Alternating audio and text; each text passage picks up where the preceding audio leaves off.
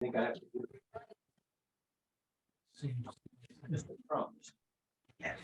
Good haircut. I think it's Don Curran? white. Good haircut? Uh-huh. I did. Good job. Yeah, you like, Good job. a little spiky. Trying to be like Peter Collins. Oh. Minimalist. So buttery and tasty. Chris, could you mute yourself, please? Yeah, there you go. All right.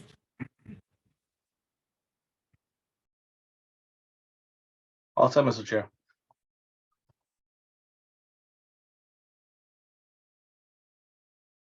John, you muted yourself. You muted the commissioners. Afternoon. I'm now going to call the Wednesday, January 4th, 2023 meeting of the Norfolk County Commission to order. On Thursday, March 12th, 2020, Governor Charles Baker issued an order suspending certain provisions of the Mass Open Meeting Law, Mass General Law, Chapter 30A, Section 20. That order was effective immediately until it is rescinded or a state of emergency is terminated.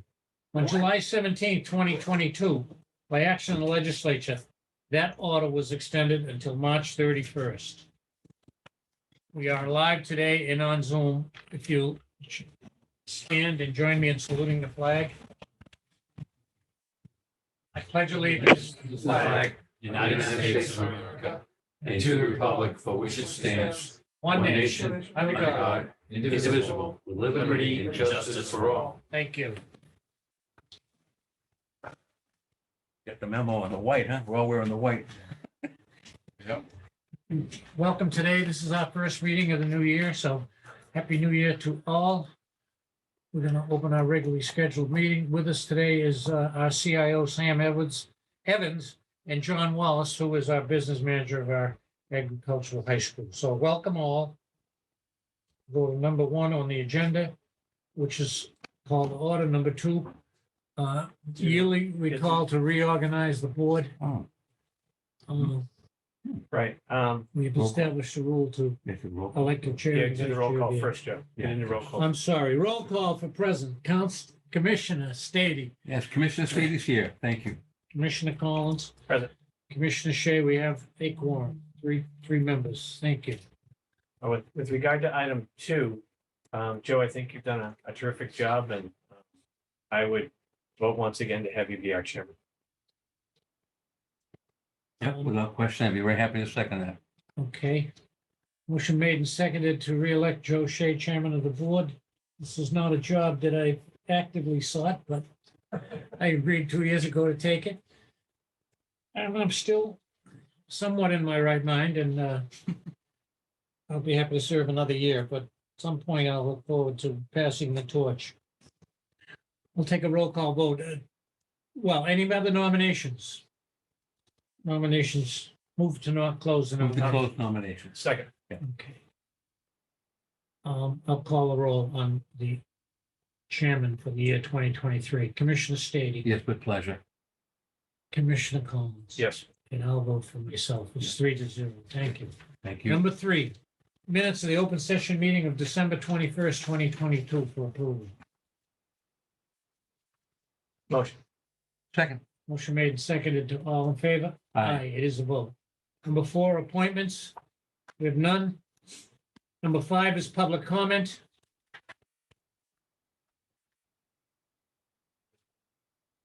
Director Cronin, do you have any public comment? We do not. We do not. Anyone out there on Zoom land has public comment?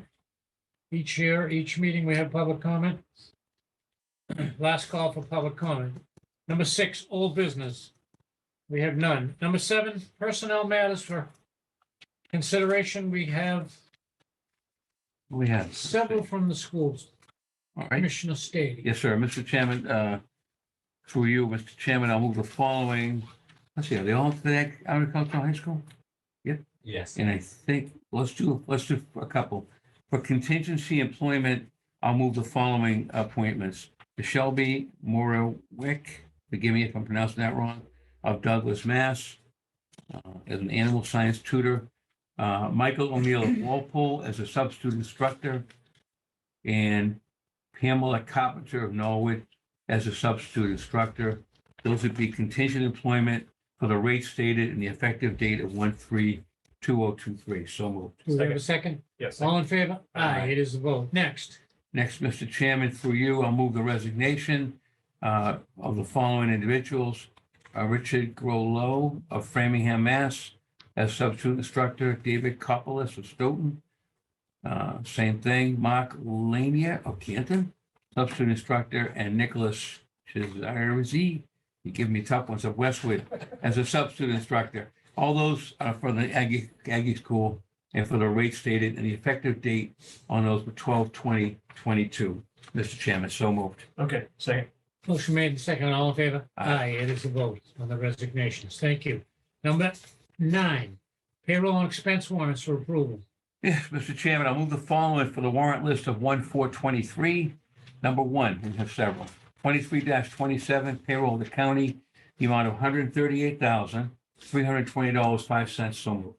Second. Motion made and second. All in favor? Aye. It is a vote. Next. Second, 23-26, parentheses 13, payroll of the school, $340,389.60. So moved. Second. Motion made and second. All in favor? Aye. It is a vote. Third, 23-26, payroll of the county, $141,114.67. So moved. Second. Motion made and second. All in favor? Aye. It is a vote. Fourth, expense of the county, 01-0123, the amount of $508,871.05. So moved. Second. Motion made and seconded. All in favor? Aye. It is a vote. Thank you. And the next two coming up, almost done, with Wallaston Recreational, 12-21-23 for Wallaston Recreational Facility, sales tax, $943.76. So moved. Second. Motion made and seconded. All in favor? All right, last one. It is a vote. And 1-4-23, Wallaston Recreational Facility credit card payment, the amount of $1,970. So moved. Second. Motion made and seconded. All in favor? Aye. It is a vote. That Thank completes you. that, Mr. Chairman. You're welcome. That concludes the payroll and expense warrants. Number 10, report on the American Rescue Plan Act of 2021, Director Cronin. Good afternoon, Chairman. Afternoon. Very briefly, there is nothing to report this week relative to the American Rescue Plan Act. We enjoyed the last week off, I should say. The American Rescue Plan Act requires certain reporting to be completed with the federal government, local communities, as well as county.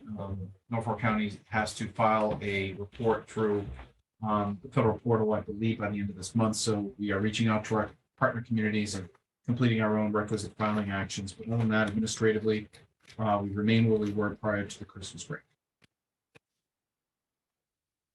Any questions of Director Cronin? Okay, you have a couple in the pipe? No, I looked yesterday. There were 2 still at position number 1. One was Quincy, by the way. And I've seen some activity between Quincy's financial officer and our auditor, but it has not advanced beyond stage 2. We have 2 grants right now that have been approved, but we parked them, one for Needham and one for Westwood, because we're waiting for the status of their respective projects to reach the point where they need the money. Remember, we don't award the funds until they actually have to pay the invoices or the contract. I got a strange message regarding Westwood's award yesterday. Clifton Larson's looking into it to see if Westwood is suddenly interested in receiving their $1.1 million award. We'll keep an eye on when they need it. It's required for an HVAC subcontract award. So other than that, Chairman, no immediate movement that I anticipate seeing awards in the next several days for. Okay. So number 11 is a moot question. No ARPA warrants for today. Correct. Okay, number 12. Vote on COLA increase for Norfolk County retirees. Thank you. Members, as you recall, and there is a notice in your packet about this motion.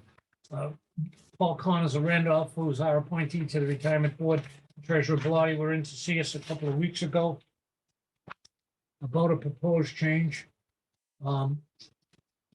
in the COLA law and the manner in which the COLA is going to be implemented. You'll find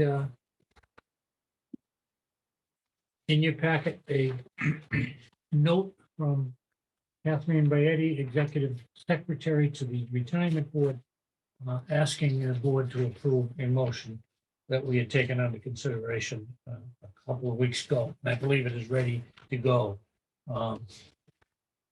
We're open for any questions about it, but basically each member unit is going to review this as it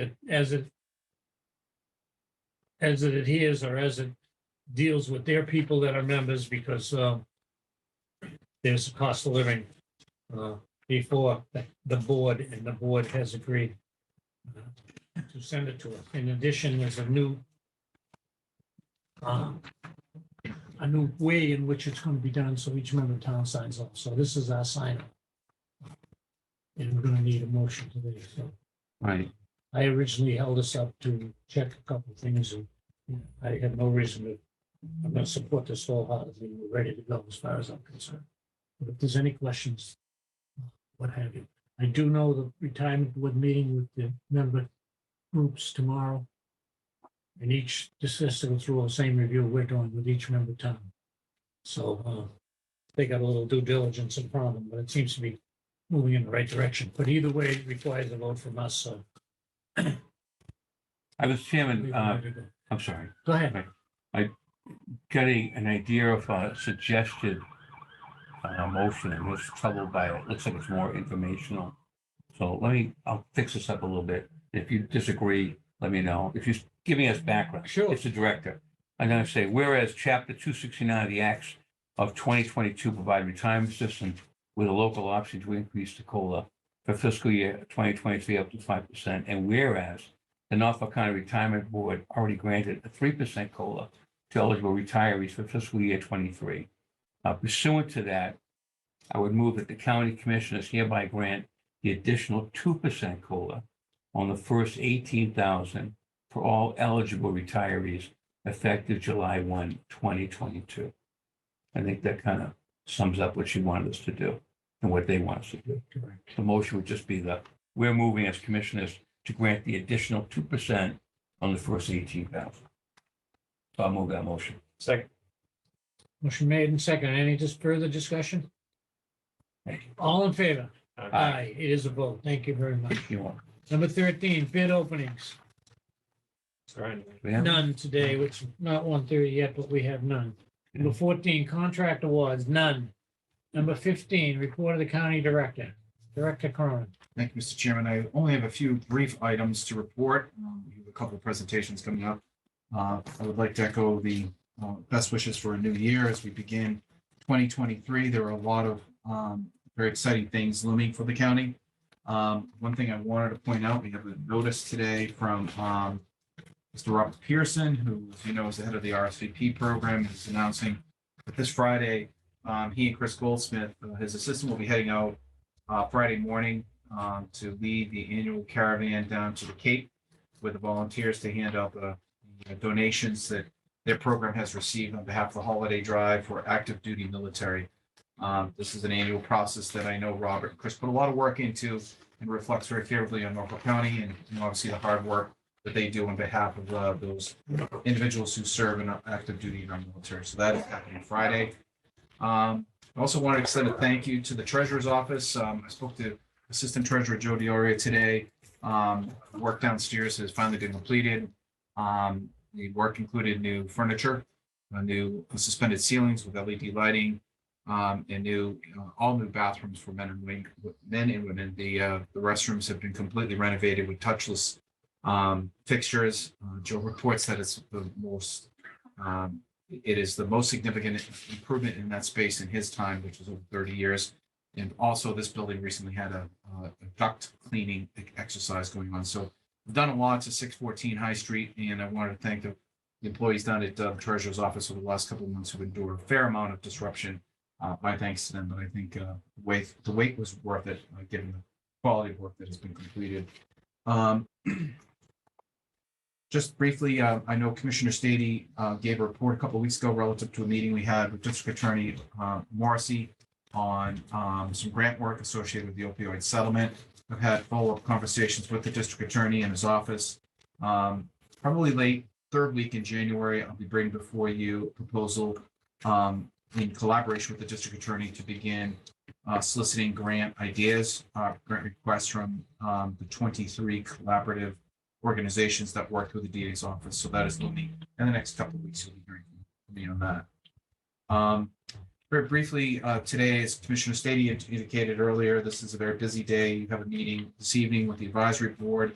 They will, along with the finance committee, consider the request for a variety of different supplemental needs, transfers, and capital amendments.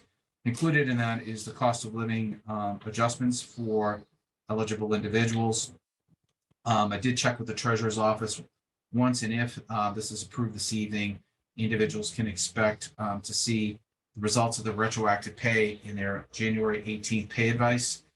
This is contingent upon, obviously, the PDF files from the various departments getting to the treasurer's office by January 12th. So I just wanted to throw out some dates for those listening, department heads and so forth. That's the expectation of when folks can see the impact of these COLA votes. And then finally, I received an email today from Carl Miner. I'm going to read briefly some updates. I think the commissioners are largely informed, but this is as of this morning. Carl reports the following capital projects updates. The parking lot has been completed. All striping has been completed. The playground has been completed. The missing one swing company will be back in the spring to clean up and seed the perimeter and install the shade awnings. Perhaps then, Mr. Chairman, we can look at a groundbreaking. Correct. The walking path to the 15th tee is now fully completed. The golf course architect is working on various projects for the spring. And we have some estimates for additional work on protective netting and other improvements near the 12th hole. So overall, Carl reports almost all of our capital projects are at completion. That is all I have at this time, Mr. Chairman. Thank you. Okay, before we move to Sam, do we have any questions of Director Cronin, commissions? No, there's no timeline yet on the playground, right? There's no, they haven't picked any dates or anything like that. No, not yet. No, but it's 90% complete, but Yeah, they want to spruce up the grounds and then in the spring we'll have an official opening. sounds great. I don't think, it looks good. The Yeah. parking lot looks real good, but, the main gate's locked every day now for a couple of months. So Sounds there great. is activity there. People do go in there and walk around and, they don't Are they go. still golfing? No, No golf. not as well. I mean, Officially, yeah. no. that's- Do we okay. chase them? I don't know. Yeah. I mean, if there's someone to come out tomorrow, Mhm. Funny. I don't know. But, Okay, I was just asking. Well, that's good. Thank you, John, for your report. okay. Last call on the report of the county director. Number 16. Report of the county chief information officer on progress of IT consolidation. The right word? Yes, Sam Evans. Come on up, Sam. Good afternoon. Good afternoon, Commissioners and Director Cronin. I apologize for the mask. I figured you'd rather be healthy in this new year. Mhm. We're trying. Amen. So in your packets, you have a copy of the presentation that will be given to the advisory board this evening. So we'll take a quick step through that. Please stop me at any time with questions. So as we move to this page here, I'm going to reiterate for everybody what information technology is about in the context of the county. And that is really that we are an enabling force that powers how an enterprise, in this case, the county, which has many things that they have to take care of, how an enterprise conducts its business operations. So we are here to enable what the county does, which for me is really customer service.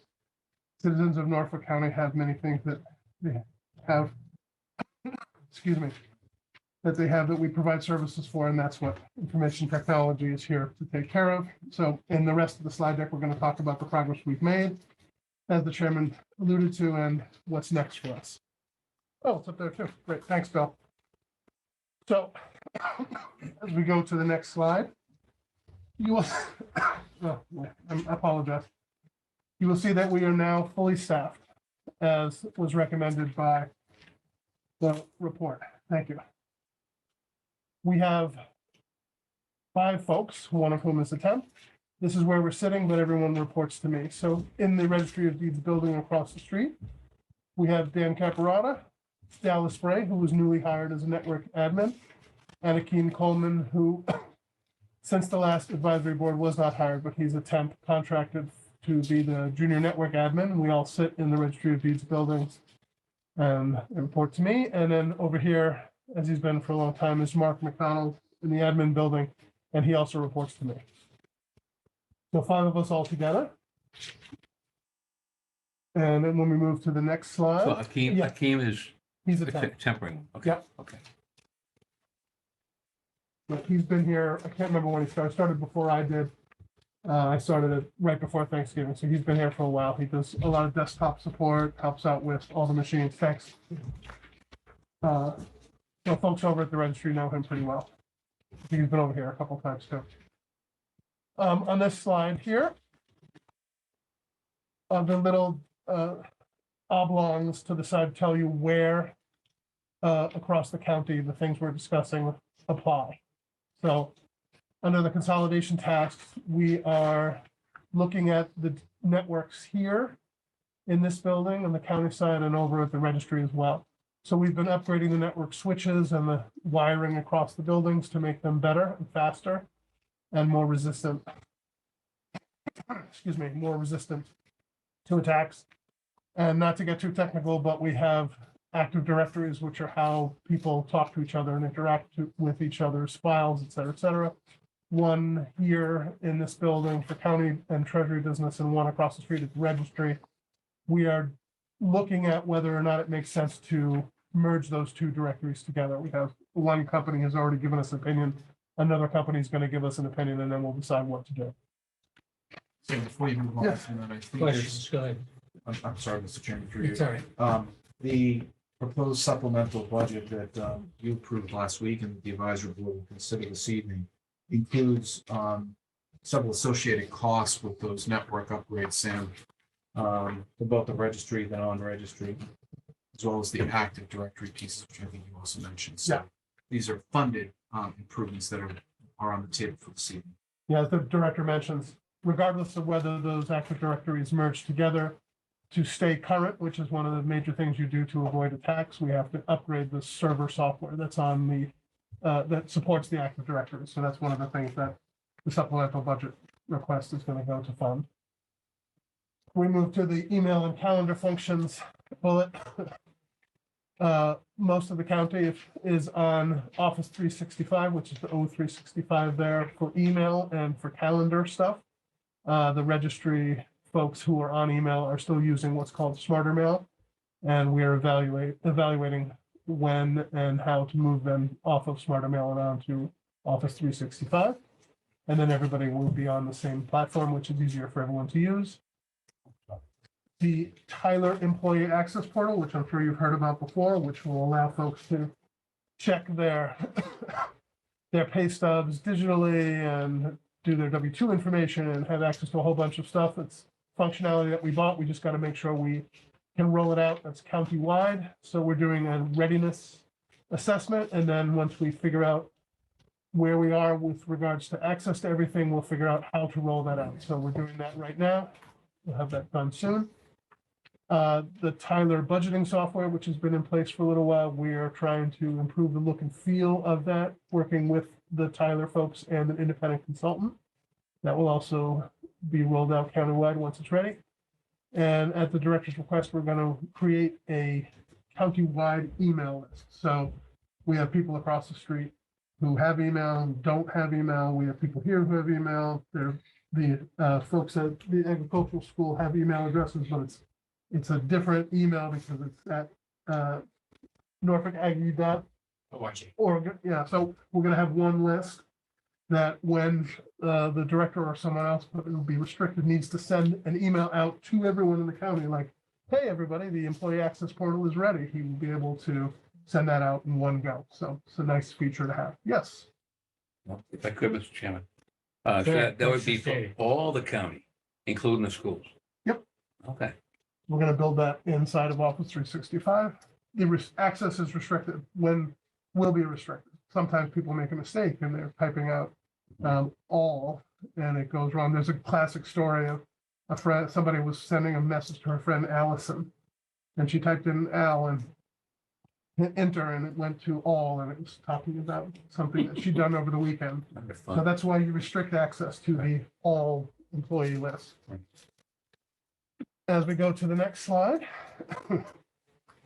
we are analyzing all as the equipment that we have and the licenses that we have for all different software. Initially, as you can see in the little oblong here and across the street, to make sure that we can find duplicate stuff and eliminate that and find cost savings. We have an existing piece of software called Track It that's used to track the kind of equipment that we have, but it also has a front end that we can use to say if somebody calls up and needs help with something, we can put that into the system and track that. And that allows us to push the tickets across all 4 of us, all 5 of us, so that if somebody needs help and they're used to calling Dan across the street or they're used to calling Mark here, we're going to slowly introduce the cultural change that you do not need to just call the same person, call anybody and we'll get it fixed. And it also allows us, once we start to track it, to say this printer gets a lot of calls. So we're going to look into why that is and maybe replace the printer. And eventually we're going to move that thing off of the server that it's on and into the cloud, which gives us some more usability. We can use it with our phones, et cetera, et cetera. Eventually, and we did talk to Carl about this, we're going to get the golf course in the Wallaston recreational area some better wiring and some better equipment, and they're going to become part of the network here, and that allows us to protect them better than they're protected now. So that'll be a nice thing. And the last one on this slide is eventually when we get our act a little more documented and understand everything, we will start working with agricultural school to see if there's some opportunities for administrative simplification if we're using any of the same software they are. One of those examples is, the county-wide email list. So there may be some opportunities for us to share resources and stuff like that. As we move to the next slide, we're going to take a look at some of the things that were in the Ripples report that we've made some progress with. So on the cybersecurity front, we are doing regular reports from the government cybersecurity initiatives. We get those weekly. We take a look at what they recommend, what they say we should fix up, and we do that. We have a program called Malwarebytes that is on servers and on PCs, and we have enhanced that greatly, and we're putting another thing in that helps stop viruses. We had a penetration test done last year across the county and the registry, and we fixed up a whole bunch of things, and we have another one slated for the third quarter of this year, and that will become a regular occurrence more than annually. So if I could just add Yes. one item, it's not necessarily progress against the Ripples recommendation, but the commission should know that earlier this year, you enabled the commissioner's staff and non-registry staff to engage a state program for cybersecurity awareness training. It is free. And it's you do it as you go along. I've recently spoken with Sam and Mark McDonald, who was helping manage the program, to see how active people are. But as we end 2022, the expectation is that the modules should be closed out and completed. There's mixed results. I think most people understand they need to get it completed, but when you speak about cybersecurity, the most common method of infiltration or breach is usually as a result of an employee, having a moment of weakness or a moment of unawareness where they allow a phishing expedition or some external entity into your system. That type of cybersecurity awareness is a big part of the training module. And it's mindful today, as I'm sure some of the commissioners have seen in the news feed, Swansea Schools and Bristol Community College were hit with a ransomware attack today. It closed schools down in Swansea as a result of it. So we want employees of the county to be aware that they are our first line of defense. And training such as this is incredibly helpful so that they can become aware of how to perhaps fend off or prevent those types of things from happening going forward. So I know Sam will now evaluate whether or not that program is something that we keep going and expand through the county, but it's free and there's nothing better than free. So, And in fact, we have signed up, we've asked to be included again for next year because a significant component of that state cybersecurity training is they send out phishing emails, which are, they're fake, but they look real. So that if somebody clicks on it, it doesn't actually expose the network, but the the report goes back to the state, and then they give you the information. The person opened up the email and they didn't click. They opened up the email and they looked at it, and then you decide what to do with that information. And they do it, no, I can't remember exactly, 5, 6 times each month of the year, and you get all that information. So then you can go to the person and say, hey, so you got to watch out for this kind of thing. So it's a very active, robust program that we check with them, and it's different every year. So the fact that the people who took it last year will take it again. Some of the base information is the same, but it's changed enough so they don't go, oh, again.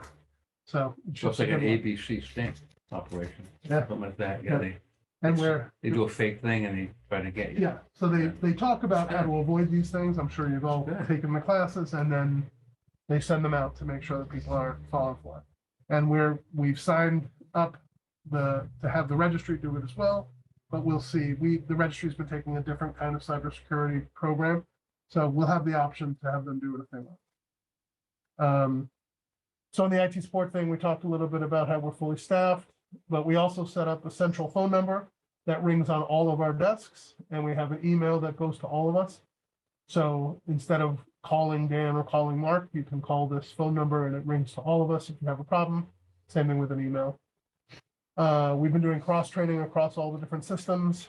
So the registry system, as you know, is Brown Tech. So instead of having only one person, Dan, who knows all of it, we're slowly learning how to do different support. Same thing on the email system and other things. We meet weekly. After we have our internal IT meeting, we meet with senior registry staff to tell them what we've been going over and keep them informed of everything that applies to them.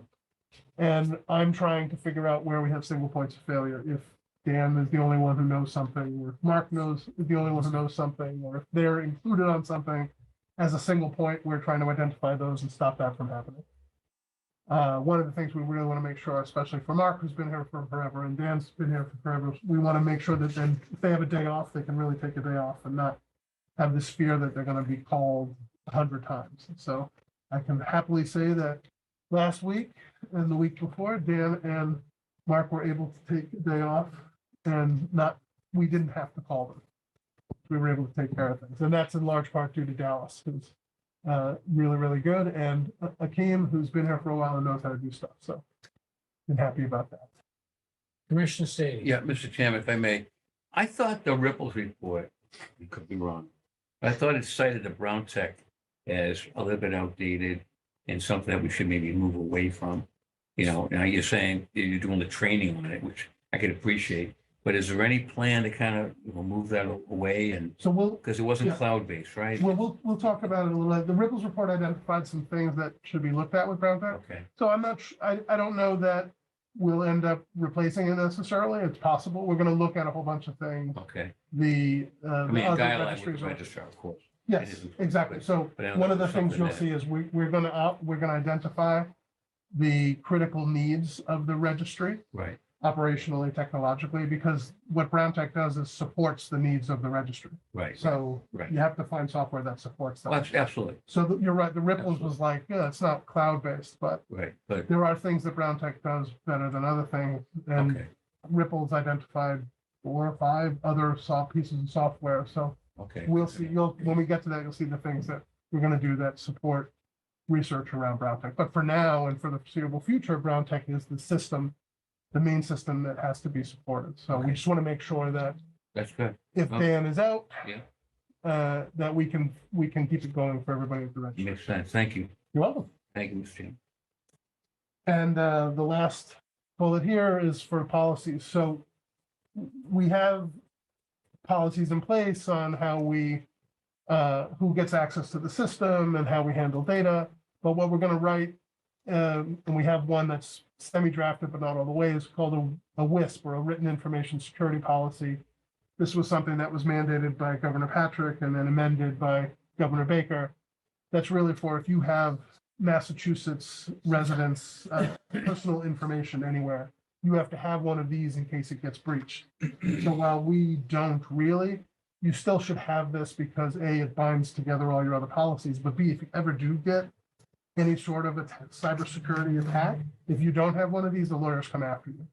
So we're gonna fix up the one we have, and then we're gonna build all these other, well, not build, we're gonna take the ones we have and then bring them up to date, revise them, and we're gonna get a whole set of policies, hopefully in the next few weeks, we'll have a whole bunch of things in place already, and then eventually we'll have everything together underneath the WISP, and that will put us in good place across both the registry and and here in this building as well. And it involves DR and COOP is disaster recovery and continuity of operations. So we have a whole bunch of policies in place. We're going to bring them and make sure they apply to both buildings and other places in the county. So we'll be in good place policy-wise. And that includes, as the director said, incident response for stuff like ransomware. We'll go to the next page. This is a term that you'll see, cloudiness. This is directly from the Ripples report that they coined to say, how is your organization dealing with the cloud? So we have a network monitoring tool that we use, and we're gonna move that to the cloud. Backup, that's one of the things that the Ripples report identified that Brown Tech doesn't back stuff up into the cloud. Brown Tech has a whole bunch of excellent backup options that we've been looking at. But one of the things that's very prevalent among larger organizations and even smaller organizations now is hybrid backup. Some stuff moves to the cloud, some stuff stays on tape, some stuff goes over here on the network.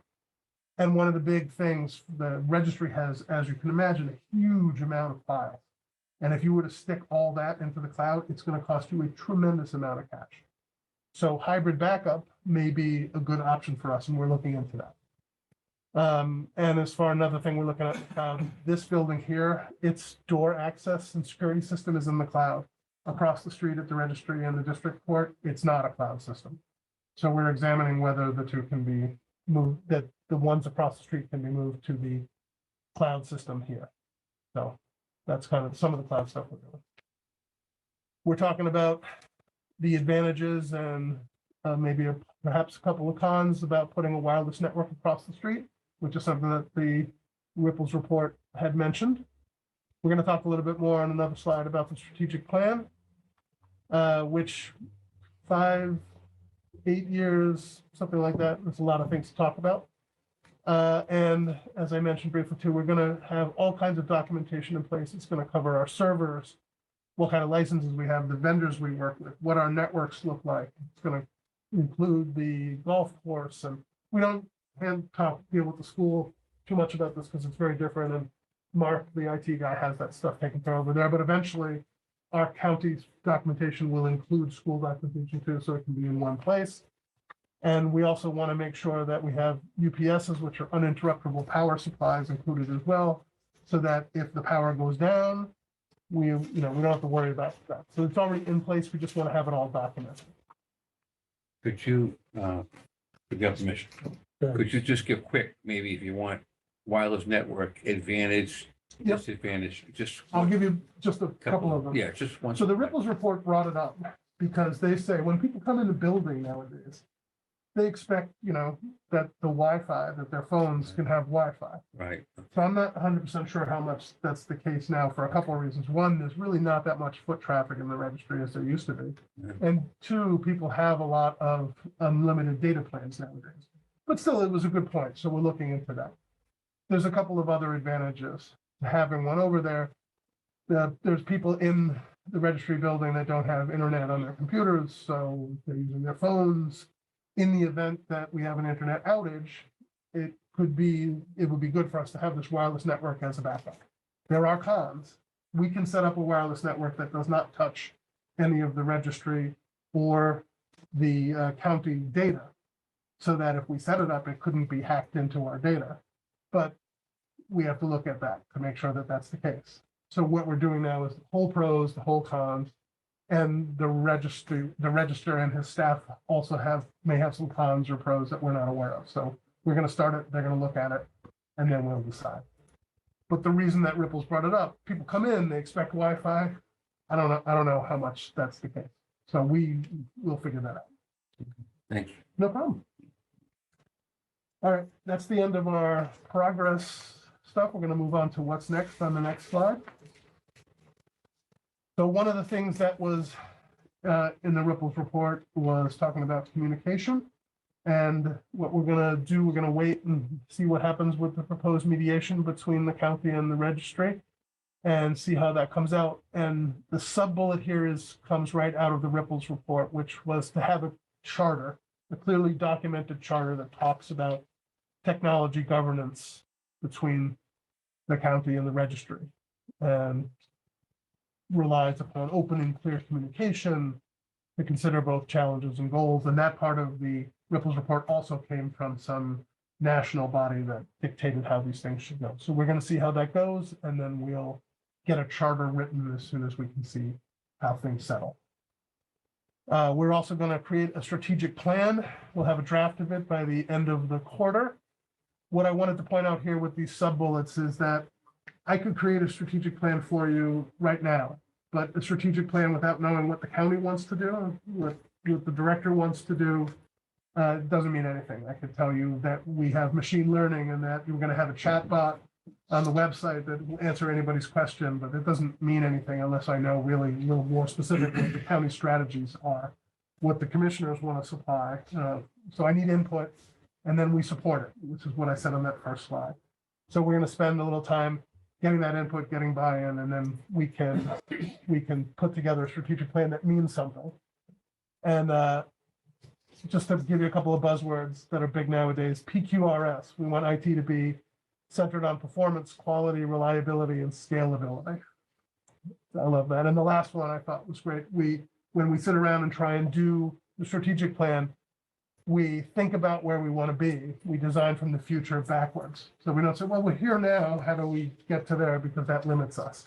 So if you tell us, we want somebody to come into, a county building and, be able to talk to a screen like at McDonald's and get all their business taken care of, then we start there and then we figure out, here's how we make that happen. And then we figure out how we get there from here rather than anything in the reverse. So that's what we'll do. We'll have something for you to look at by the end of March. And we go to the next slide. As I had mentioned, in order to figure out how to support the registry's needs, we got to spend time working very closely with the registrar and his staff to figure out what their most important operational and technological needs are, not just now, but 5 years from now. And in collaboration with that, we're going to talk to folks at the Secretary of State and EOTS, which is the Executive Office of Technology Support and second aspect services. Thank you. And we'll talk about not just technology with them, but budget trends, because one of the big things that's happening now is that while technology spending will not come down necessarily, it has to be more efficient. I'm going to meet with the Brown Tech owners. Dan and Mark will probably meet with me. And one of their big things, and this was identified in the Ripples report, is we have to know what their future staffing plans are. And that'll be a big piece of how we continue to support the product correctly. Also with Brown Tech, one of the big things that it relies on is IBM technology, which is still strong. There's still a very big reliance in the industry on mainframe and IBM's post-mainframe technology. We use something called iSeries. We got to get our in-house staff more familiar with IBM iSeries. We're going to do that. And we're looking constantly at cybersecurity, but one of the big things, again, pursuant to what the director said, is we're going to beef up our ransomware protection. So we have cybersecurity insurance. We are very up to date as much as we can be with patching all of our software. We have 2 different antivirus software on desktops and on servers. We have cybersecurity training in place, which, as the director said, is one of the big upfront things you have to do. But there's still other things we can do. We're looking into ransomware software, other things we can do, but we're going to keep looking at that, and we'll have some recommendations for the director and for you to think about as well. And as we go to the next slide, one of the things that most IT departments do is they track all their assets. What computers do we have? What laptops? What printers? What network things? What this? What that? And the reason you do that is to make sure that nothing gets too old, and that also that if you see that something is getting a lot of phone calls, you got to get it out of there as fast as you can. So we're going to do asset tracking in the buildings here, and then as quickly as we can off in other places And then maybe at some point we'll check in with the school about that as well. I'm gonna start meeting with other county CIOs again, just to figure out what's happening. And then maybe we can also figure out how we can save money with software and other things. Gonna continue training our IT staff so that they're better and also so that they stay interested. And this phrase upskilling, it means that if you teach folks when the computer does something weird, if you teach them how to fix it themselves, if the printer's being weird, if the copier's being weird, if you can teach them how to do it, then it reduces your help desk burden and it helps them to feel like they're learning stuff as well. We're going to take a look at the work that Bill Buckley and others are doing with their websites and see if we can support and expand the website offerings. And the last one is primarily for me. I need to spend time understanding the vendors that the county uses and also vendors that offer the same things or better, so that when it comes time to buy or find a replacement, or if we're going to not really build something, but repair something ourselves, that I can quickly find a better solution for the county. And that is it for me. Thank you for putting up with all of that blather. I don't know if you have any questions. Any but questions? Happy to do it. This is the same presentation we're gonna. do tonight. You're doing that tonight? Yes, I'll try to throw in some slight differences so you don't fall That's all asleep. right. No, go Yeah. for it. That would be good. Yeah, well, it'll be late, right? Your brains will be all worn out. Get some rest, get I better. think just a commission, if I could, Yeah, sure. Sam has, been with us, just under 2 months. The role obviously is a new role, encompasses quite a lot of challenges, and I couldn't be more pleased and happy with how he has embraced not only the challenges, but he's literally hit the ground running. He's producing, he's fully engaged with the staff. And as you can clearly see from this presentation, he understands the road ahead. One of the challenges, and it is a challenge, is to collaborate across bodies of government here between the Commissioner's Office and the Registry. And it is our goal to ensure that the Registry receives exceedingly high levels of quality technological service. Sam brings a breadth of experience, and we trust that over the next several months and years that will be seen as an investment for both sides of the street and for the county as a whole. I'm quite happy with how things are trending. We meet regularly, weekly, and we're checking in to make sure he has the resources he needs to keep going. So I just want to report to you things are going as well as, if not better than I expected at this point. Excellent. Well, of course, your support, the director of support and the staff, so I wouldn't be able to do anything without the guys who are doing all the work. So, thank you. Nice job. Keep We'll it see you. going. Okay, thank you, Sam. Let us know if you need anything. Yep, I appreciate it. Nice job. See you tonight. Moving right along, number 17. Report from Assistant County Director Bill Buckley on the progress of the County Weights and Measure Program. Bill, are you gonna come in here, or you're gonna do it from there? He's coming in. Okay, He's making his way right down the hall, Mr. Chairman. okay, here comes Bill. This is report number 2, and it's gonna be delivered also tonight to the advisory board, correct? Okay, good. Hi, everybody. Hello. One for me, 1, 2, 1 for you. Joe has those as well. Bill Buckley, Weights and Measures. For you, Mr. Chairman, good afternoon. Very happy to be here. Commissioner Collins, congratulations on being sworn in this fine morning and joining us again for 4 more years. I have the wonderful distinction of talking about, I think, what everybody's most excited about for tonight's advisory board meeting, our discussion of our regional weights and measures program. Countywide, it's going to be great. I believe I'm dead last tonight. So I'm sure everybody will be really excited to hear this very engaging topic. But like my colleague before me, we are again using our 3 commissioners as the dry run for our presentation. Importantly, the reason we're speaking about weights and measures today is because we are asking the advisory board through the supplemental proposed to fund some of the capital requirements of our program. So I will begin our weights and measures program. If you notice, we're all sort of aligned together in our presentations as well. So what is weights and measures? It's a department generally within a community which ensures fairness in the marketplace regarding any commodity bought or sold by weight, volume, length, or count. It's governed by statute. The Commonwealth requires every community to have a sealer of weights and measures to make sure those things are addressed. So who is a sealer of weights and measures? That sealer is an inspector who has the authority to inspect all devices, packages, and issue hawker and peddler licenses within a given jurisdiction. These inspections are random, performed at least once per year, every year, and this individual is professionally certified by the state's Division of Standards. So what types of inspections does this individual do? They do retail scales, they do vehicle tank meters, they do bulk storage meters, retail gasoline pumps. You've probably seen a small green or orange sticker on your gas pump every time you go fill up the pump. They inspect taxi cab meters. They make sure that a mile on the meter is a mile in a measured fashion. They inspect very fine pharmacy and jewelry scales. They look at item pricing and counting, the net contents of packaging, and what I learned last week. They also go through the supermarket and they take 100 items per supermarket and make sure that the price on the shelf is the price that is scanned at the register, so that you are getting what is advertised. So why is Norfolk County moving into the space of possibly working regionally to address weights and measures inspections, and how did this need rise? The Division of Standards stopped acting as a vendor for inspectional services for the mid-sized communities, some of whom within our county, leaving several Norfolk County towns searching for coverage to perform these inspections. So if you're a very small town, if you're Avon, the state will do the inspections for you. They will act as their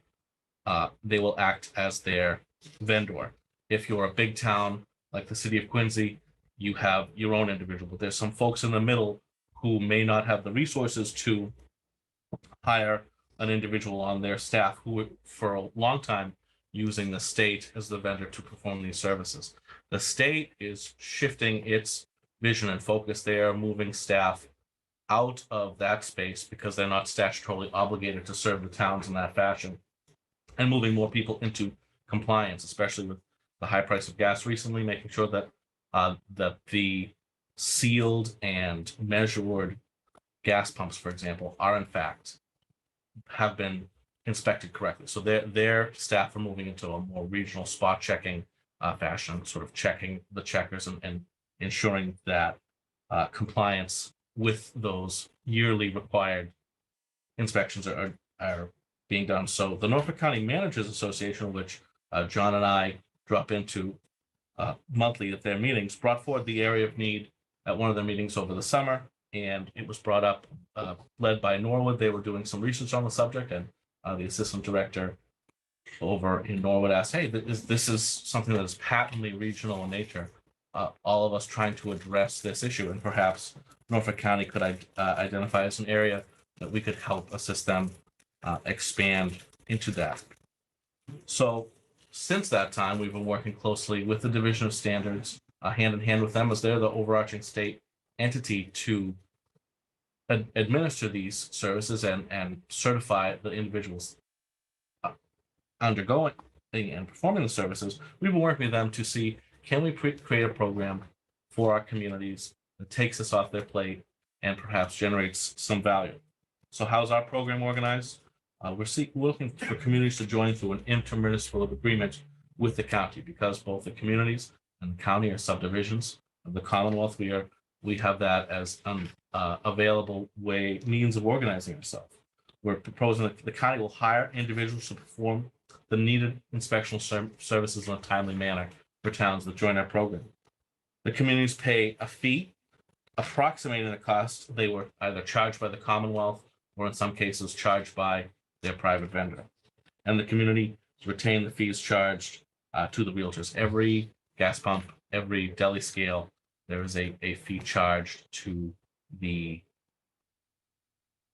company that owns that business for the inspection. And this mimics what some of their private vendors were doing in the past. So why is this program beneficial to communities? Communities will receive professional, reliable inspectional services, and they don't need to scramble for coverage when a vendor ceases to provide services. The offloading of oversight and reporting requirements which could have an what could be observed by their DPW or could be absorbed by their DPW or building department. What we're finding is there's a number of communities who have chosen not to join us immediately, but are saying my vendor is at the end of their career. We have found in the past, if a vendor moves on, gets sick or the like, it is very difficult to find a replacement. So there are 3 or 4 communities beginning with us immediately. There are a number looking at us now to say perhaps 6 months, a year, 2 years down the line, this could be something where we could slide into, and that takes away the administrative headache which many of these communities have had scrambling for services. Why is this community beneficial to the county? It allows us to fulfill our really core root function, which is to serve the constituent communities within Norfolk County. It links communities together with economies of scale and shared service. It provides a proof of concept that we can create for future endeavors. So we can create intermunicipal agreements and fill needs and act as a sort of conduit for collaboration. And finally, we haven't really gotten to that part of the process yet, but it provides possible vocational pipeline for Norfolk County agricultural high school students. It is difficult to find individuals who can be trained to become inspectors of weights and measures. In our discussions with the Division of Standards, they've said we have currently 3 or 4 open positions of people needed to be trained up to do this work for the state. And they would be open to perhaps in the future working with our friends at the Aggie and their vocational department or their career services department to say perhaps there's a student who may have be going to community college or may not be college bound necessarily, maybe in a mechanical program, who may enjoy this sort of outdoor moving work where you bop around to a number of sites. So it may be something that we could perhaps 5 or 6 years from now look proudly and say a lot of products of the Aggie are in this work because there's a need there. So that's something we can explore. Can I ask a quick question? Sure thing. Commissioner Collins. Thank you, Chairman. So, what does an inspector earn on average? Do you know? We've actually been working closely with Patrick Higgins, who had a close relationship with his previous employers, Inspector of Weights and Measures, to sort of look around at a number of the postings, as well as we're grateful for the head of the state association, who was the sealer and inspector in Quincy. It can go from a low end of $60,000 a year to a high end of north of 90, depending. And there is also possibility for working with the state to kind of increase that further still. Most of the people who are currently running the Division of Standards were sealers for many years. So there's a pipeline and trajectory there as well. So it is a very decent middle class job for sure. Great, thank you. So which communities are currently involved? Currently, we have 3 communities who have signed letters of interest to begin with us on July 1st, 2023. Franklin, Needham, and Rentham. I said there was a typo there. I said Franklin. Rentham. Westwood's vendor contract ends at the end of calendar 2023. And we are in talks with them to begin with us perhaps in mid fiscal year 24, the beginning of calendar year 24. So I think, and this speaks to, is this a program built to grow? And yes, we are setting this up to be inherently scalable, so that as communities, perhaps their vendor retires, moves to Florida, moves on, or the like, these communities can join us. And I think ideally there are, I would say, perhaps another 6 or 7 communities who in the next 3 to 5 years may find themselves joining in a county run program. So what are the initial capital expenditure budget? We have $99,000 we are asking for this evening, $45,000 for vehicle and $54,000 for equipment. In our dialogues with the 3 communities who have signed letters of interest to work with us, the community of Needham happens to have a number of pieces of equipment from a previous employee that once did their sealing of weights and measures, who has retired, and there has been some time passing. So those pieces of equipment are currently at the state inspection site being certified themselves. One thing in particular, which we're kind of crossing our fingers on, is a very large prover, which is a big piece of equipment that would go on a truck like an F-250. And instead of taking a much smaller 5-gallon prover and filling up each at each pump and testing each grade, and then slowly walking that over to the area where you would put the gas back into the underground tank. This can utilize over 100 gallons and test that. So it allows you to pull right up to the pump and in a much more rapid fashion do a much larger number of inspections, which is an economy of scale we think we would want to move into. But the efficient pieces of equipment are exceedingly expensive. But we're hoping that as Needham's numbers come in, there may be some savings there, as well as Franklin is examining some equipment as well. So we're hoping to continue to keep the capital initial outlay down. It's good to hear that if we do in fact have to purchase a prover, if stored correctly, we're told that it's about a 50 or 60-year lifespan on a piece of equipment like that if it's stored out of the rain. So this is a one-time cost that unlike a computer or a television screen that will exist within our fleet for a long time. And we're not, also importantly, we're not just spitballing what things we need. We're working very closely with the staff in the Ashland facility at the at this Division of Standards to find exactly the correct tools to use.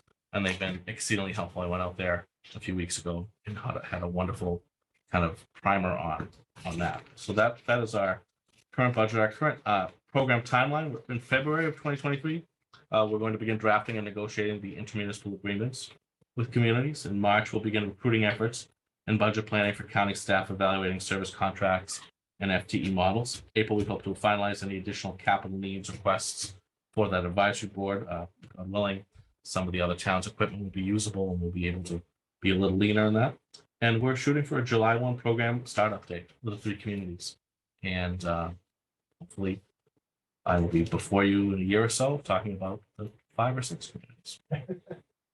So that is all I have. It's obviously an evolving process. I think it can't be stressed enough how much assistance we received from the Quincy Sealer, who is also the head of the state association, who has been exceedingly helpful sharing documents, resources, access to their association website, their clearinghouse for professional development, as well as the director of the Division of Standards, who has been working with the county every step of the way and really would like us to succeed and thinks this might be a model for best practices going forward if we do this right. Any questions? Commissioner Stady. And then If I may, Director Crowe. thank you. Bill, nice report. Thank you for that. 3 questions, if I could, Of real course. quick, a long day ahead of us. So first of all, where would the equipment, if we purchased it or got it from Needham, where would this all be stored? That's a great question. Okay. We working with the engineering department, they believe that the van or truck we will get, we're looking at probably an F-250. I'm not a truck guy per se, but that's that's the area of vehicle that can be stored on site here in the Dedham complex in the locked gated area where the 2 engineering vans currently reside. Okay, good. Patrick believes he can take that. Perfect. As far as the large scale prover, we Yeah, haven't got in there yet, but Okay. perhaps our friends in Walpole who have a lot of space may have a garage for us. I haven't talked to them about that yet, but if we're trying to, Yeah. if it looks cool, we're trying to encourage students to perhaps be interested in the program. that's what I was thinking. That might be good as well. Much of the other things would stay in a truck or be moved inside. So as we look at, we're evaluating space within the Dedham complex for a small office, but the measures are very sensitive. Obviously, a 50-pound weight, there's a larger degree of variance you can have. But if you have a small set of measures that you would use for, say, a deli scale that are in a box that is foamed, you still don't want them out in the elements. So that individual would, just like a person would take a briefcase in from the car, would move those things into a secure office here in the complex. So to BD, but you got a few ideas. We've got Okay. a number of ideas. All right, let me work backwards. Okay, real quick. Secondly, if I could, so these are going to be county employees, right? They'll be Possibly. working, They would, will they they would either get be, benefits and they'll work, are they full-time, part-time? I was like 2 people, 20 hours each? Or we're looking at full-time people? What's the idea on this? I think that's where the scale happens. Mhm. The goal is to effectuate the service. Mhm. So as we look, we're currently researching with the Division of Standards just how many inspections. It's all about the number and type of inspections. For example, I know just off the top of my head, the community of Sharon has so few scales and measures that they have a consultant who works, a vendor who works only 30 days a week to do all of those inspections. Be 30 30 hours. hours. No, 30, I'm sorry, 30 days a year. Oh, 30 days a So they year. Oh, work 1 month wow. and they get every deli They do it scale, all? then they do everything. Jeez. A community like Franklin is much larger. So Right. what you have to do is look at the total number of inspections and their type within the communities you're looking at, and then we can calculate really how many working hours that is. So we will be exploring both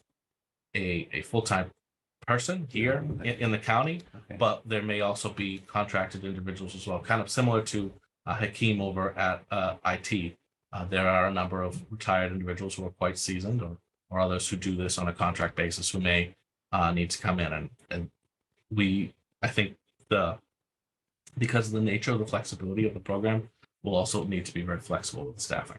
All right, last question, and I may be missing it, so forgive me. So for payment Mhm. of the person you're going to hire, you said the communities pay a fee, but Yes. then you said the communities retain a fee. So I'm kind of confused The- here. Well, how do they, is it like a revolving account? Would we separate revolving account? So we would- More or less? In order to sidestep that, what we would do is we would receive a fee, just as the state did. They would charge Canton, let's say. Yeah. Canton, they would charge Canton 20, some number, Yeah. depending on the number of inspections needed Okay, for the service. okay, Now, each inspection generates a fee levied for the inspection to the retailer.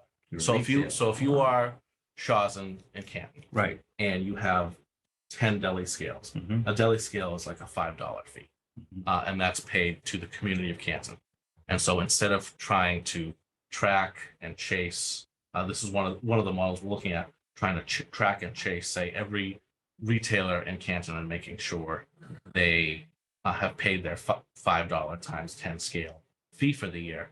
They would receive a bill and pay to the Canton treasurer, and so the county would receive one payment from the community for doing the services, Oh, and the okay, community basically gets some of that back from the inspectional services okay. from each little fee for every weight, every deli scale. So they pay, let's say they collect 10,000, but they may pay us 15. Right. We end up with a net of 5, are you saying? Or is No, it- we would receive a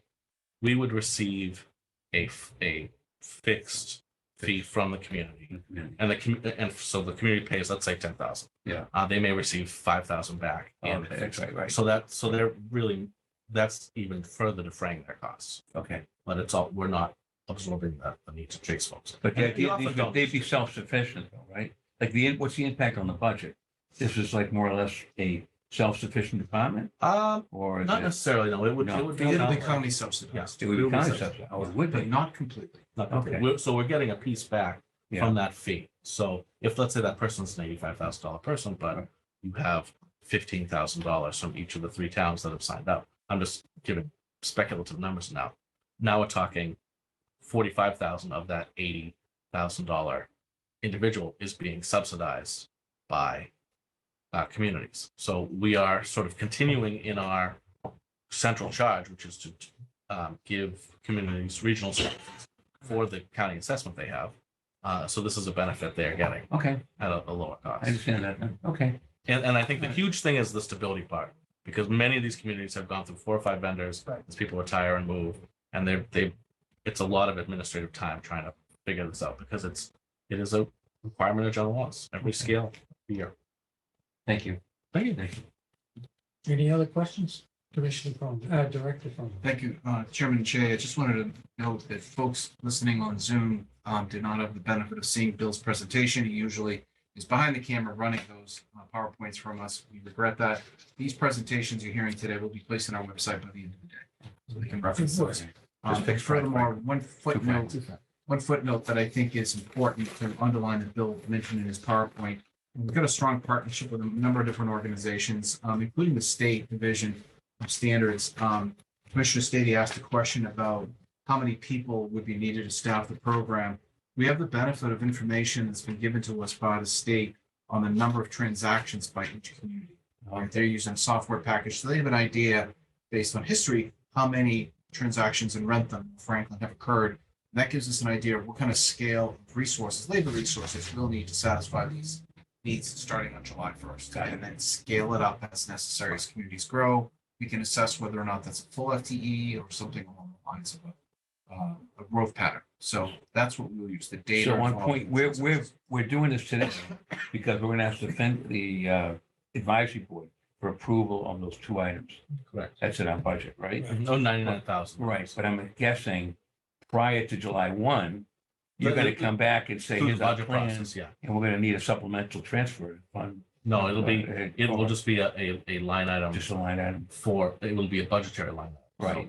Right. So right now we're doing the Okay. capital. You're right, the budget, I forgot. That's right, get rid of the budget. Yeah, we come into Okay. part of the budget. Part of the It's- budget. Yeah, we- Okay. It's Great. not, Engineering or something. Right. not in subject, but it's similar to Dale and the veterans sort of That's regional good. piece. I think it's great.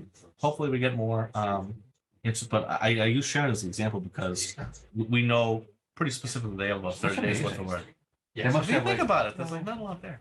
But Sharon's a great so you talent. could they have someone right now Yeah. that they've telegraphed an interest that in a year or two may come in, and that may be someone, if we're full up, if we have one FTE, I'm Right, not gonna hire a whole additional person, right. but then maybe someone who could do contract work and the like to cover Sharon. I don't even know why, but I remember the name on the sticker, it was always in Canton, Robert Silver. Yes. Right? Right. There's I and kept there's saying, people "No, you like don't that see who that do anymore." 3 or 4. But so five maybe towns. he's retired now or whatever, but you'd see him everywhere. on The- stickers. I think that's why I brought up the ID piece because the commissioner of the Division of Standards was very blunt. He said, "Oh, I'm a 60-some-odd-year-old guy. Everybody in the field, you go to these our conferences, they're all older individuals, and so there's like many things in municipal government. There's a lot of growth there for young people. So One issue that I think you might run into is when we tried regional dispatch, we put some money together and we tried to get the towns together and part of it worked and then it never really quite got off the ground. But I know that our goal was to try to be kind of neutral as to our cost. Mhm. And I don't know if that's possible with the way you've outlined it, because it sounds like half the cost for the employees would come back to us, if I got that right. Right. So I think that without more money coming in somewhere, we have to come up with those additional salaries. So Perhaps, Pete, I mean, one of the things that's incentivizing the communities to show interest in this program, commit to a letter of interest, is the industry is exceedingly difficult to find staffing for. So the shift of responsibility is really what they're buying. They're now moving that to us through an intermunicipality agreement. So while I understand what you're saying, that some of our host communities may say, look, we already paid an assessment, we don't want you to grab all these fees. The fees are currently going to the state anyways. They're already paying for some level of appropriation. That's now coming to the county. So from the county community's perspective, it's a cost neutral. But now they're getting something better, which is the shift of responsibilities now going to be on us to deliver the service, and it's off their shoulders. We hear that across. And by the way, I don't know if you've noticed, the burden of a lot of these programs is falling in the middle part of the county, right? Rentham, Franklin, Needham, and others who expressed interest. These are the smaller communities that just can't seem to get the resources to staff this particular service. So I think the county moving in to assume that risk is a big incentive for them to sign on. I think it's a great idea. I'm just talking about in the end, the money, because that's what kind of helped bring down the dispatch. I think that's to John's point. That's a sharp point and something to be cognizant of. To go back to the great exercise of the Abrahams group and my piece of it, which was discussing with managers. What I found was, and I hope this is the first of 5 or 6 perhaps things that we do together in this regional space. Their comments in, we had a large open discussion. I think maybe Commissioner Sadie, I think you may have been part of one of them, hearing from them. And they're of the opinion, we were talking about in that case, inspectional services. And I believe the manager from Norwood said, I'll pay you $7,000 if I know that my electrical inspector, if he breaks his leg and is out for 6 weeks, someone can slide in. If you can create some sort of contract basis for that. So there is an interest for them to invest small amounts of money to know that, as people who manage very large and multifaceted units of government, to say, okay, I know that there's as we talk about here in the county, there is a redundancy in X or Y. So, and the other piece, when you talk about the cost, we are committed to being approximate to what they were paying the state or paying their vendor. What has come up is, as we talk about that piece, charging the retail institutions, many of these communities need them. For one, just to use an example, hadn't changed their fees in 20 years. And so they're charging $4 versus $15. So there, that may be a way where a community may raise their fees. So now this is we may be able to have some sort of dialogue that they're still paying about what they are making, and we're maybe earning a little more because instead of charging $5 a gas pump, or in one case they were charging $25 a gas pump, and the state standard's $150.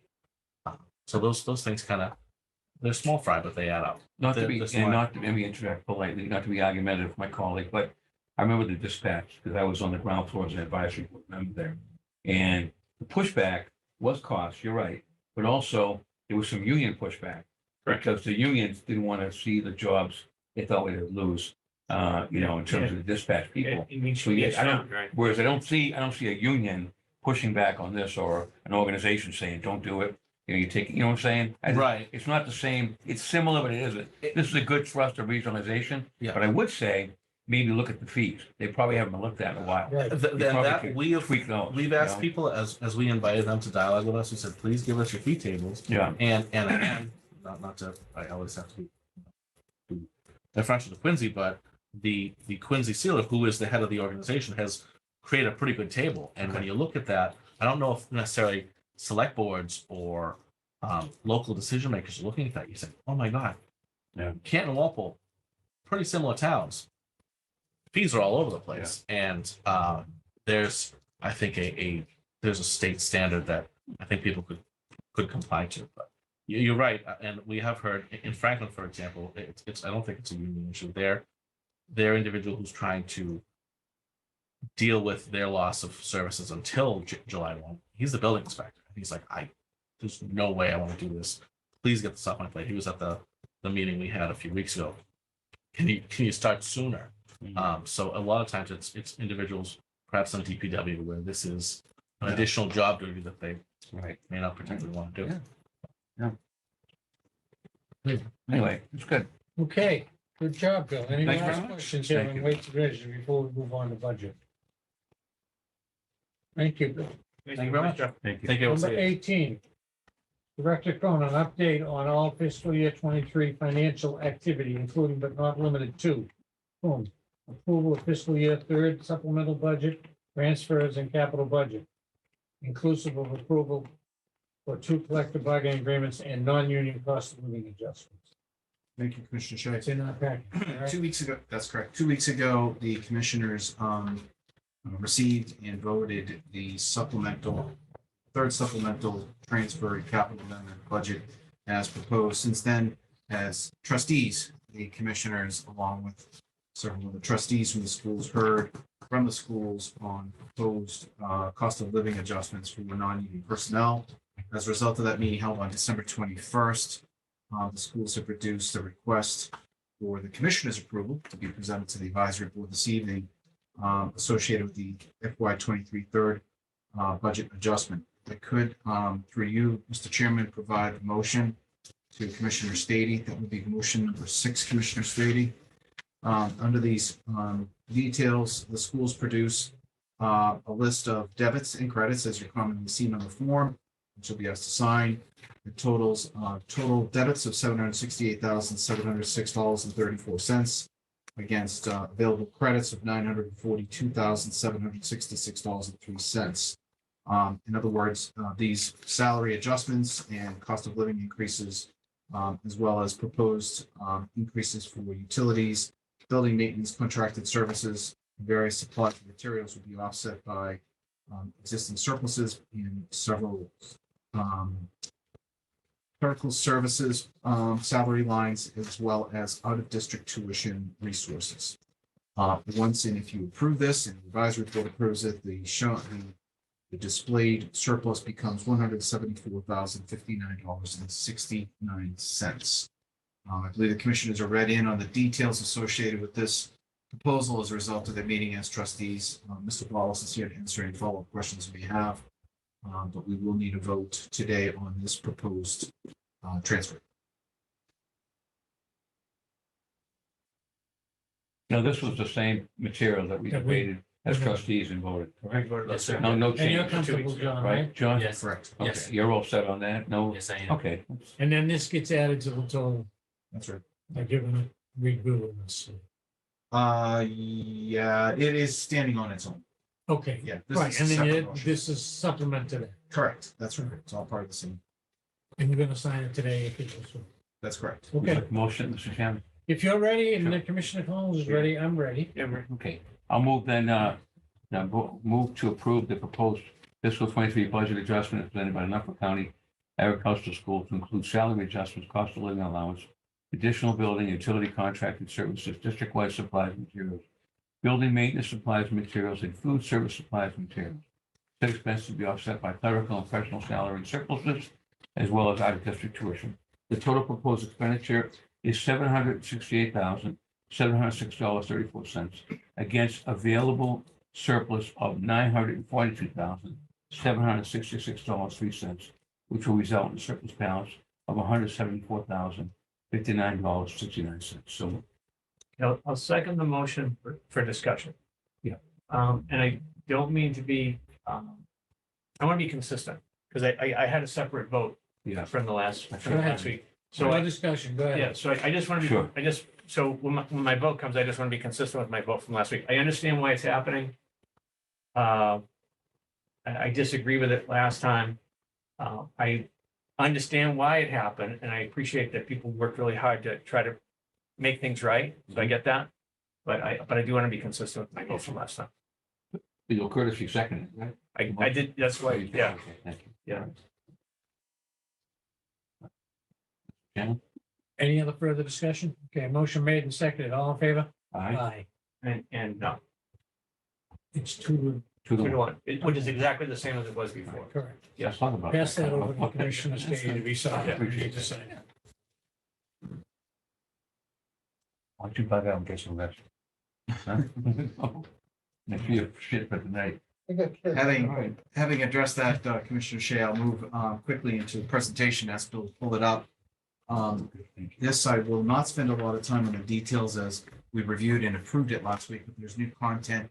And whereas I'm presenting this this evening to the Finance Committee Advisory Board, I'm giving the commissioners a courtesy of seeing this first. Bill, if you could kindly pull up my presentation. It's similar content. So Oh, yeah. Yeah, it is. thank you, Bill. So briefly, commissioners, this evening, we're going to deal with three pieces of our financial position FY 23. That's funding supplemental needs, exercising transfers within budgets, and then finally amending our capital position.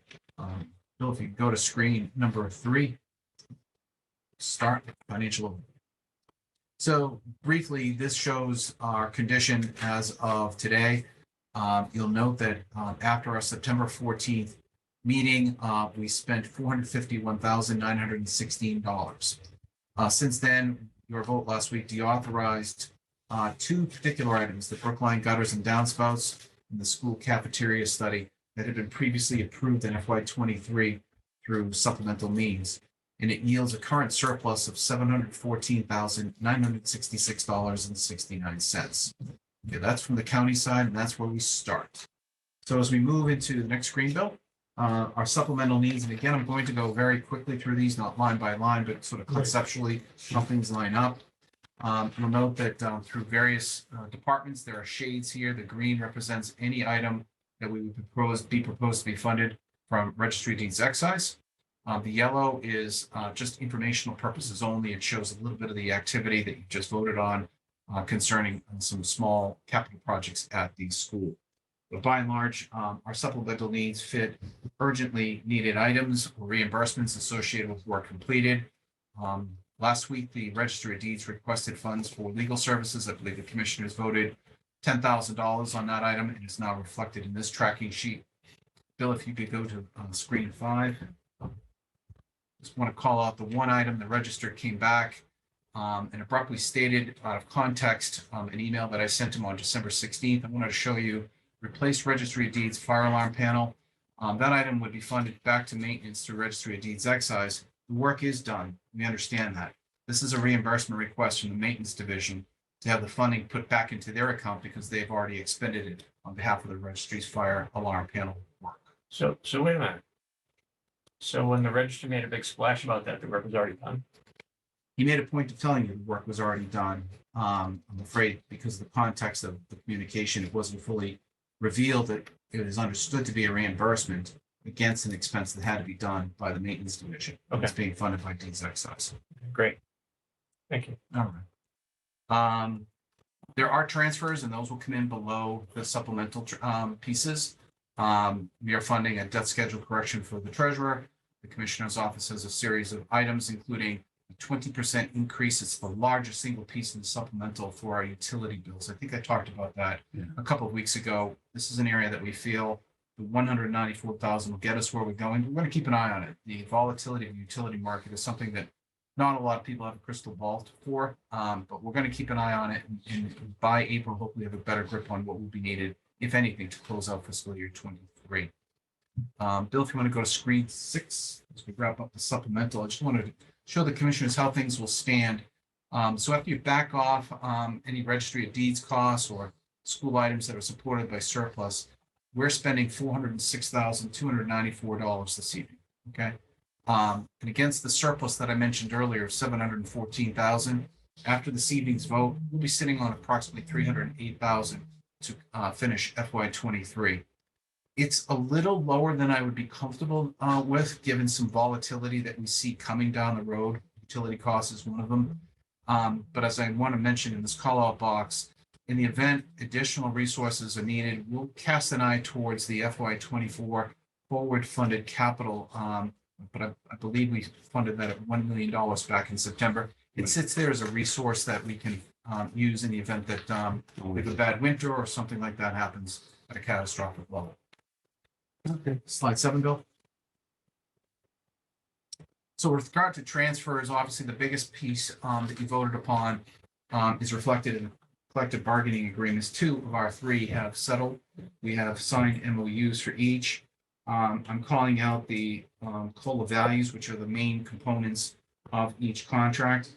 Incidentally, the advisory board members are given copies of the 1-page MOUs that Michelle Labadini put together that summarize sort of the changes for each respective contract, so the members can see what the county is getting out of these agreements. You received those, but more importantly, from a value economically, I'm showing the 2.75% FY23, 2.5% FY24, and the 2.25% in FY25 for each of those 2 contracts. These contract values, excluding the schools, will be drawn from the county's FY23 reserve appropriation, which you approved last week. Incidentally, the Registry of Deeds contract negotiations, as you know, are heading into mediation on January 12th next week. Screen 8, Bill. The transfers are largely as a result of the cost of living arrangements and also other contract benefits, including longevity stipends and so forth. These costs, again, are drawn from the reserve account that was funded in the FY23 budget. I believe this total is $183,000 and some change. I'm sorry, say it again. 183 and some change. The exact amount I can give you just a minute if you need it, Commissioner. It's still left in there or that's the total? No. Out of all of these expenses, it totals 183. That'll be drawn from our reserve. Okay. And the reserve does have a balance to handle the registry of deeds, union contract if we wanted to settle them by 23. Okay. On the screen 9, Bill. So we have several capital budget amendments and adjustments that we're making to the previously approved capital budget for FY 23. These are all offset, as you can see, and Bill mentioned earlier, our new weights and measures program is coming online at 99,000. It's being offset by the Dedham District Court generator project, which is being reconsidered. That is not going forward at this time. The schools have announced interest in deauthorizing the items shown: the skid steer, the electric panels, the scissor lift, and some cafe updates in order to offset the additional cost needed for the utility pickup truck at $8,354. So that's all net zero adjustment, but those are amendments to the FY 23 capital budget. Screen 10, Ben. Bill. The observations ahead, I usually like to inform the advisory board from 10,000 feet what's cooking in Norfolk County. As you know, the retirement board has voted to change the method valuation calculation, resulting in a shift that will cost the county approximately $400,000 more per year for the next 6 years, and that'll begin in FY 24. We are in the process of completing the new employee handbook and the new internal control plan. We're going to examine possible reduced FY 24 budget growth in a few minutes. Chairman Shea, on your agenda is review and approval of the upcoming Norfolk County budget schedule for FY 24. When I send out the notice in a week or so, I'll inform department heads how to handle any proposed reductions in FY 24 budget growth. I will inform the advisory board and the finance committee this evening at a 10,000 foot level of the Quincy District Court disposition and negotiation with the Commonwealth.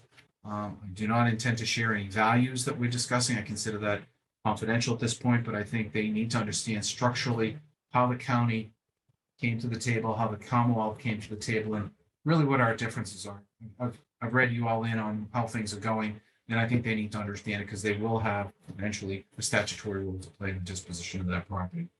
And then finally, Chairman Shea mentioned a couple months ago when Carl Miner was here that he wanted to broadcast the good news that in FY 22, the Wallaston Recreational Facility reported a favorable close. And if you may remember, as a result of income and expenditures, they had an overall surplus closing FY 22 of $149,407.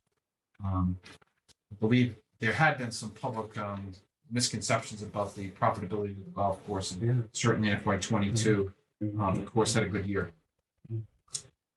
Finally, again, the commissioners understand a lot of the content here on slide 11, the final slide, but to inform the advisory board broadly of the status of the American Rescue Plan Act from the county, letting them know how much money we've expended to date, with approximately a third of our funds being committed to 18 communities.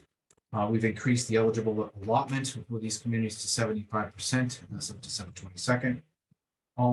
Reminding all of these communities that the funds must be obligated in 2 years on December 31st, 2024. I'm also letting know the commission has voted a $2,000 per person premium pay benefit to engineering and maintenance workers via the collective bargaining agreement. Eligible non-union staff will be considered by the commissioners in late January. Some time and space between the lowest paid workers and others.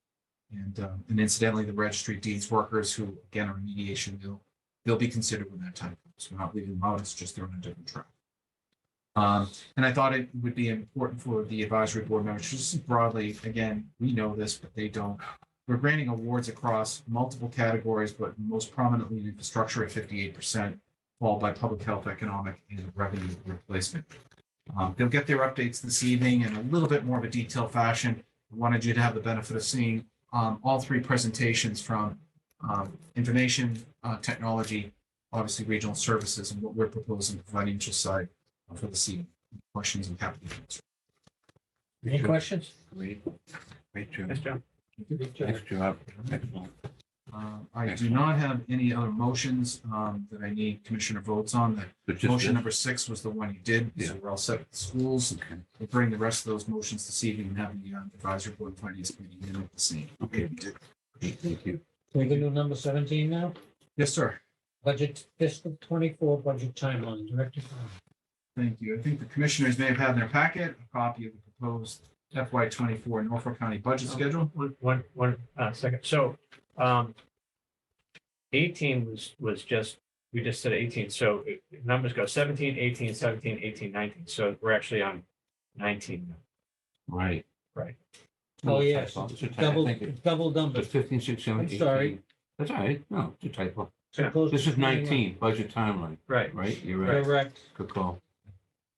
Sorry about that, John. That's all I didn't mean All right. Okay. to- Commissioners, for your benefit, the proposed budget schedule, which I've worked with Phil and Tusker on, would commence with the budget memo distributed to department heads from the county director on January 12th. I You not have a copy? No, I'm sorry. that's okay. Oh, there you go. Can look again, but maybe I might have. I it. don't have it here. Sorry to make it in your packets. Hold on. It's quite all right. I'll go through this briefly. It's very similar to last year. January 12th will be the memo disbursement date. February 7th will be the department budgets due to the commissioner's office. Okay. February 22nd will be the department budgets reviews with the commissioners. March 1st will be the reviews with the commissioners. And then March 1st is also when the FY 24 budget public hearing notice will be posted. And we'll put our capital budget built as part of it on the screen for the benefit. Yeah, I don't have that. Okay. March 8th will be the department budget reviews with the commissioners, followed on the 22nd with a budget public hearing notice for capital. 22nd of March will be the commissioners' public hearing on the FY 24 budget, including capital. And then the 28th will be the Norfolk County Advisory Board public hearing notice. So some of these dates, as you notice, Bill, if there any way you can make that bigger, you'll notice it includes, thank you. There we go. Thanks, Bill. It includes some notice for public hearing. Those are footnotes for us to advertise for these public hearings as required by law. This is virtually the same calendar that you saw last year. On March 29th, the commissioners will vote on the FY 24 and possibly include the capital budget for FY 24. And on April 5th, we're proposing a finance committee meeting. That is the scheduled date of the finance committee and advisory board. We'll add that as well.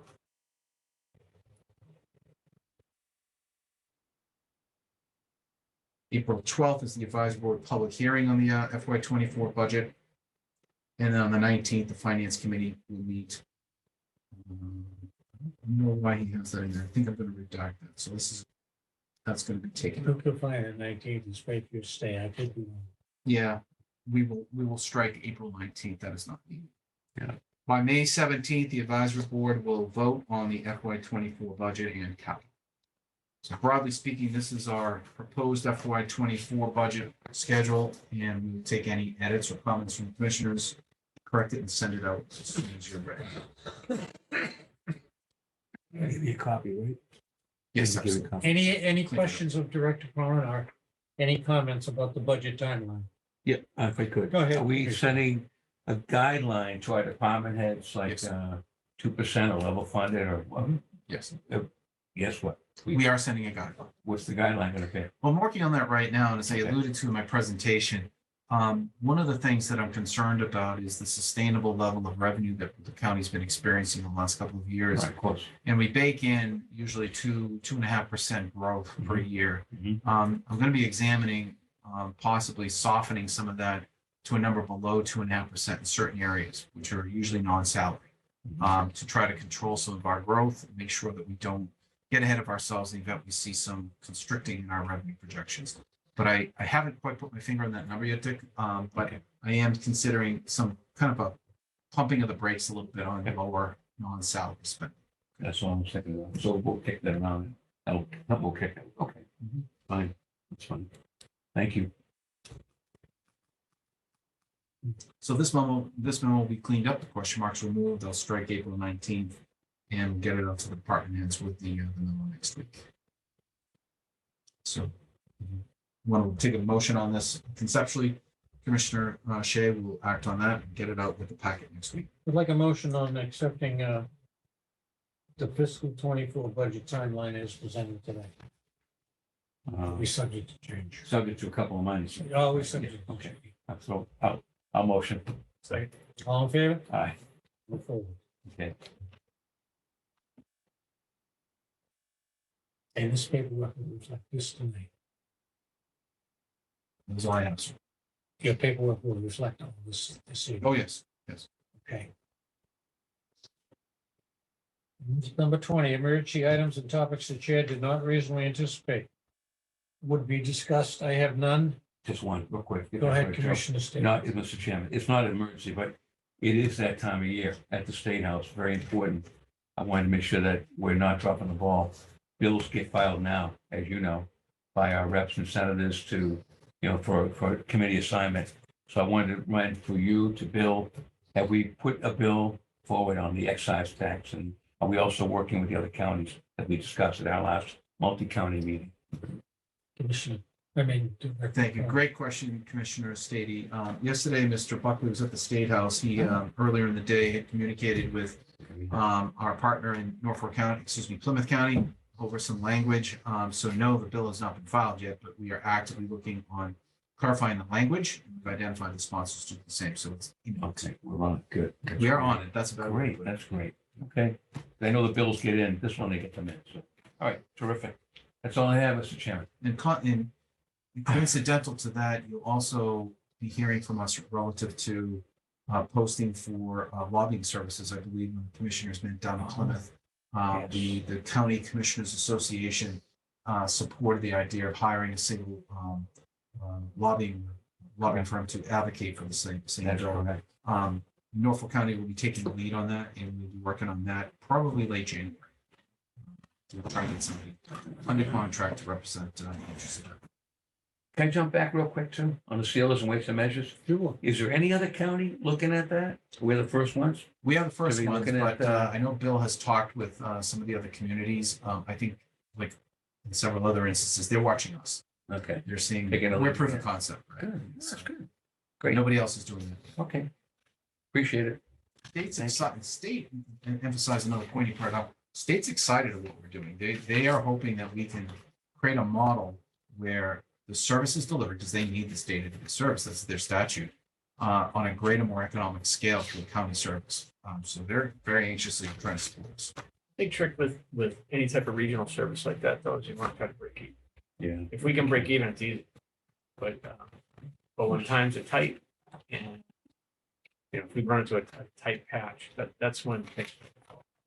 Especially if we're looking at projected less revenues, and we're tightening the belt, that would be something we have to kind of take a look at. I think if you pump up the fees a little bit, and do some other things, we should be. Good job. Thank you. I'm all set, Mr. Chairman. Thank you. Motion to adjourn, please. Motion. Yes, at 2:43. All in favor? Aye. Aye, we are adjourned. Okay. Thank you very much.